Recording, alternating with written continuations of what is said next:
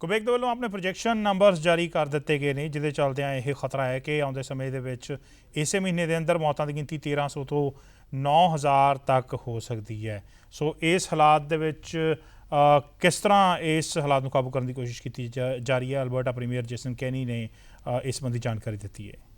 Fellow Albertans, I'm speaking to you from the cabinet room in your legislature.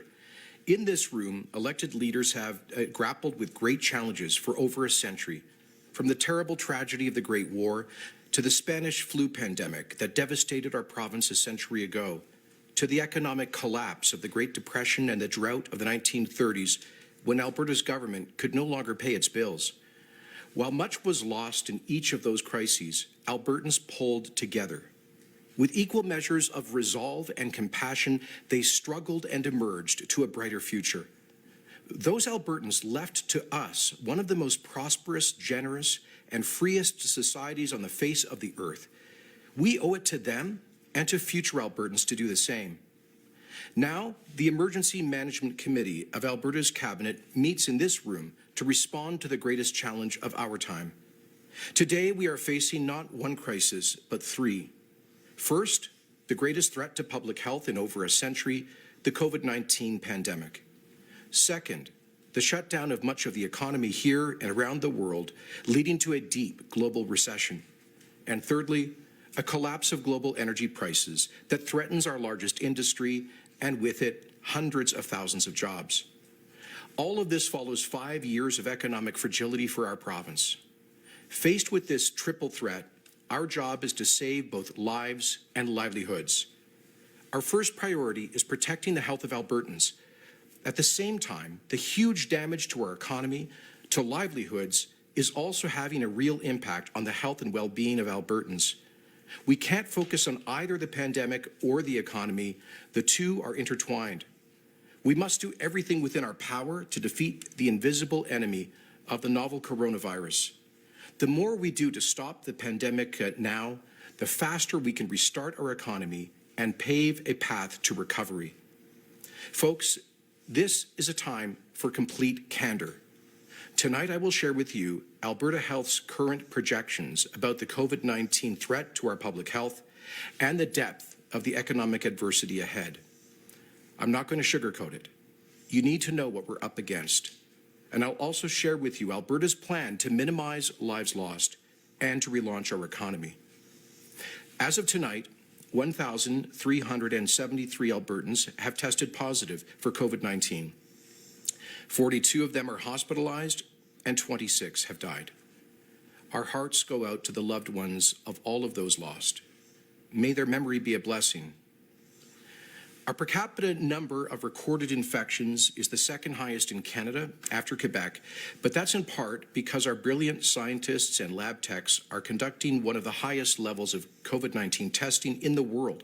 So naturally, we identify more positive cases. And that's a good thing because it's helped us to track close contacts of those who are infected, which in turn limits the spread. What matters most is how many people with COVID-19 end up in hospitals, especially intensive care. On that front, here is some encouraging news. The rate of Albertans hospitalized with COVID-19 and those in an ICU is much lower than in other large provinces. However, those provinces like BC, Ontario, and Quebec saw their first cases before we did, so we might still catch up to their numbers. Now, you've probably heard about the curve of infections. That's the rate at which infections grow in a country or a region. The curve in Alberta is much lower than in many other parts of the world. So far, our curve more closely resembles countries that have successfully fought the virus, like South Korea, than the sharp upwards rise seen in countries like Italy, Spain, and the US.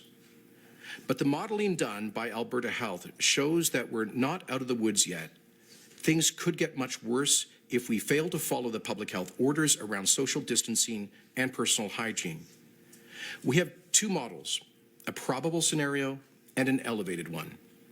Under the probable scenario, we now project that Alberta will hit the peak of infections in mid-May.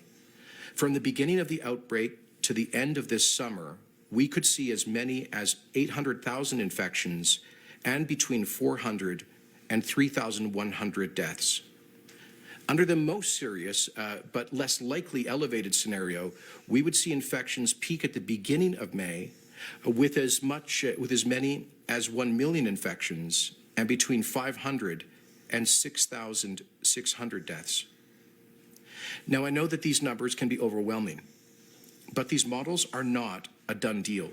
I want Albertans instead to see them as a challenge, perhaps the greatest challenge of our generation. Those numbers are not inevitable. How this actually plays out, how many people are infected, how many die, and whether we overwhelm our healthcare system, all of that depends on us and our choices. That means rigorously following simple, basic rules like these. Wash your hands frequently for at least 20 seconds with warm, soapy water. Sneeze or cough into your arm or elbow. When you can, stay home. Try to stay at least 6 feet away from other people outside your home. Stay at home for 2 weeks if you're sick or have returned from outside the country, and wear a covering over your nose and mouth if you're going into a crowded area. I know a lot of folks wonder if we're overreacting to all of this. Some say, just let the virus run its course. Let's just get back to normal right now. Well, here's my response to them. Our experts project that if we had no social distancing or public health orders in place, we could experience, in the worst case scenario, as many as 1.6 million infections and 32,000 deaths in Alberta, as many as 640 deaths per day. Our health system would collapse under the weight of that chaos. Albertans will not let that happen, period. Our strategy to defeat the coronavirus is to push down that peak of infections as much as we can while pulling up the capacity of our healthcare system to cope.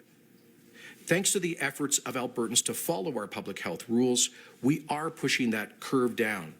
And thanks to our frontline health workers, our nurses, doctors, and those who support them, we're expanding the capacity of our hospitals, opening up more acute care beds, ICU spaces, and ventilators. Tomorrow I will provide more details, but for now, let me say this. We are confident that our health system will be able to cope and that we'll have the supplies on hand to get the job done. We've given AHS an extra $500 million for the fight against COVID-19, and we will spare no expense to prevent the spread while providing the best possible care to those who need it. Now let me talk about our plan for recovery. Albertans are under huge financial stress. Small business owners wonder if they'll ever be able to open the doors again. Families worry about just paying the rent or the mortgage and putting food on the table, or whether there will be a job for you to return to when all of this is over. Every day, I hear that anxiety, the sense of powerlessness and real fear that all of this is creating for so many good people. My message to you is that this simply cannot and will not continue indefinitely. I want this to end as soon as you do. But we simply cannot risk letting the virus loose in Alberta. That would create a public health catastrophe, which would force an even more stringent lockdown in the future, leaving our economy even further battered. That means that we may have to leave our current public health orders in place until the end of May. As hard as this will be, it is the only ethical choice when thousands of lives are at stake. To be honest, I hope the models are wrong. I hope that the tough measures we've taken to date will allow us to begin gradually returning to normal sooner than that. But that all depends, it all depends on how Albertans act in the weeks to come. Once we're past the peak and can begin relaxing these rules, we'll implement our relaunch strategy, our plan gradually to open up our economy while preventing a second wave of the virus.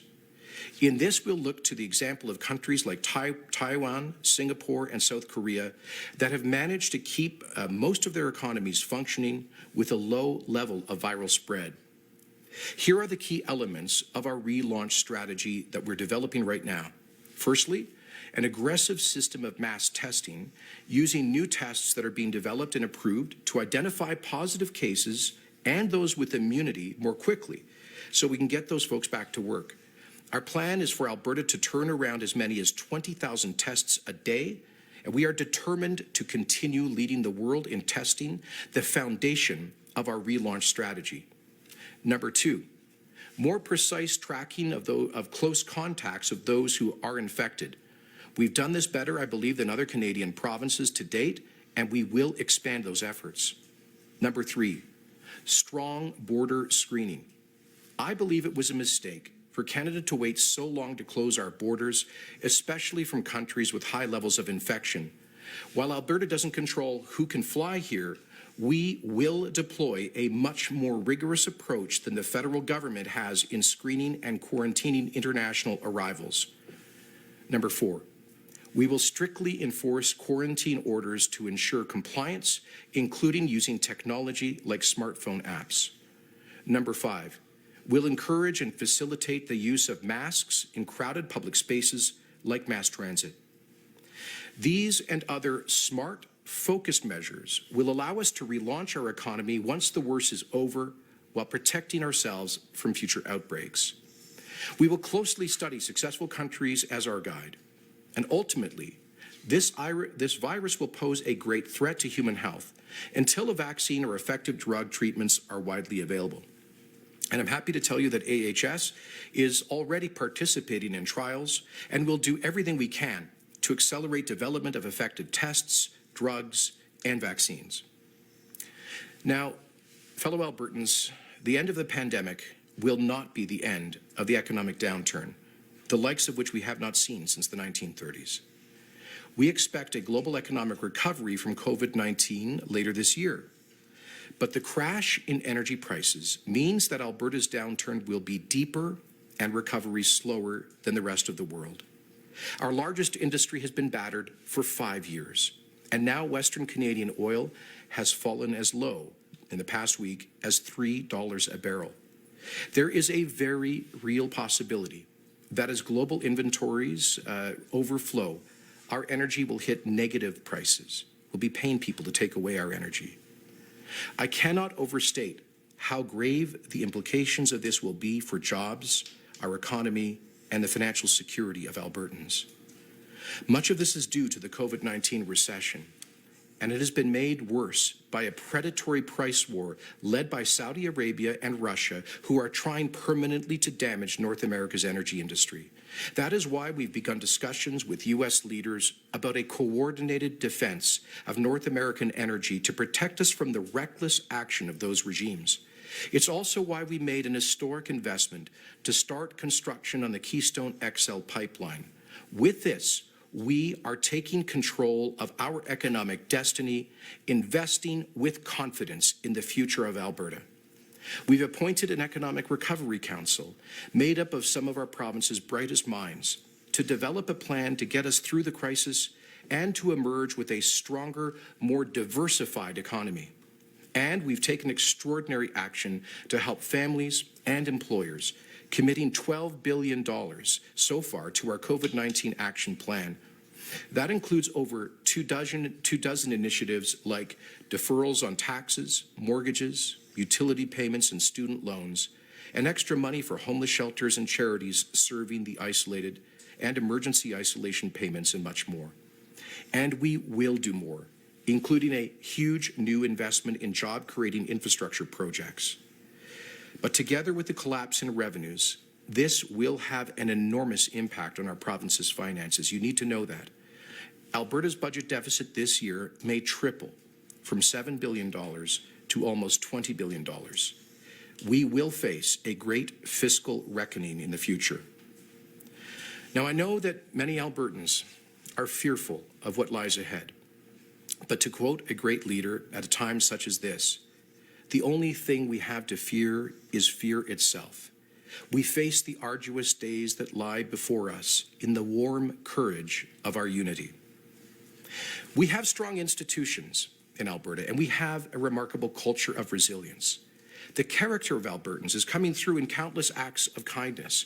Charities, faith groups, businesses, and individuals are all fighting the pandemic in their own ways, delivering groceries to elderly neighbors, babysitting so that essential service workers can get to work, contributing to food banks and homeless shelters, donating medical supplies like masks and sanitizer. We're showing what we are made of. My friend Preston Manning, whose dad, Ernst Manning, occupied this office for 25 years, recently shared with me an observation. He said that in a fierce prairie storm, cattle often get spooked. They turn tail and they try to run away from it, getting separated and lost. But the buffalo, which Indigenous people have always revered as a symbol of life on the prairies, well, they herd closely together and they face the storm head on, coming out of it strong and united. That captures who we are and how we're going to get through this. So keep safe at home, keep in touch with your loved ones, and keep an eye out for your friends and neighbors. We will get through this storm together. Thank you, and God bless Alberta.